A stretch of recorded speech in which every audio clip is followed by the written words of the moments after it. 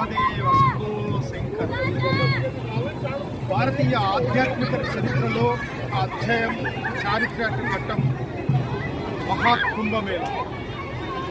ప్రపంచవ్యాప్తంగా అత్యంత జనసమూహం క్రోడీకరింపబడిన మహాసభగా 2013లో జరిగిన ప్రయాగ రాజ్లో జరిగినటువంటి మహాకుంభమేళకి గిన్నిస్ బుక్ ఆఫ్ రికార్డుని సొంతం చేసుకుంది. అలాగే 4వ శతాబ్దం నుండి 6వ శతాబ్దం వరకు చంద్ర మౌర్య గుప్తుల రాజుల కాలం నాడే ఆవిర్భవించిన కుంభమేళాలు నేడు ఆధునిక యుగంలో సైతం నేటి ప్రభుత్వాలు మహాకుంభమేళంగా నిర్వహించడం జరుగుతోంది.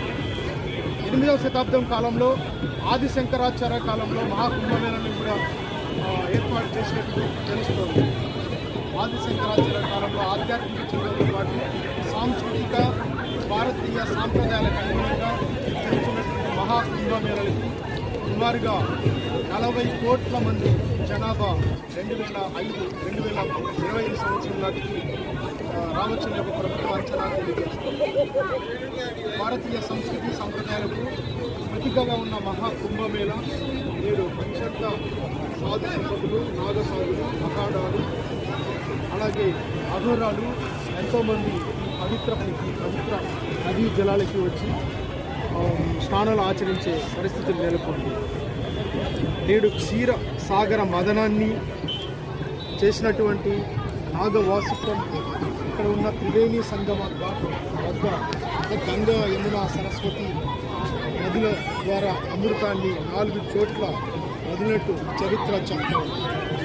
ఇలాంటి సంగమ క్షేత్రంలో ఎంతోమంది భారతీయ పౌరులతో పాటు విదేశీ భక్తులు కూడా హిందూ సంస్కృతి సాంప్రదాయాలకు నిలయంగా ఉన్న ఈ కుంభమేళకి రావటం జరుగుతుంది.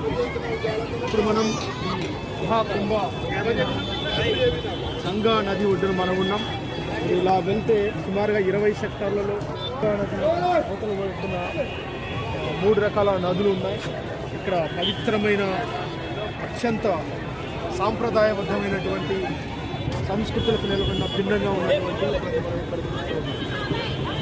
సో 1856 సంవత్సరం నుంచి నేటి దాకా కుంభమేళ, అర్ధ కుంభమేళ, మహాకుంభమేళ జరుగుతుంది. ప్రతి 4 సంవత్సరాలకు వచ్చేటువంటి ఒక కుంభమేళను అర్ధ కుంభమేళగా, 6 సంవత్సరాలకు వచ్చేటువంటి కుంభమేళగా, 12 సంవత్సరాలకు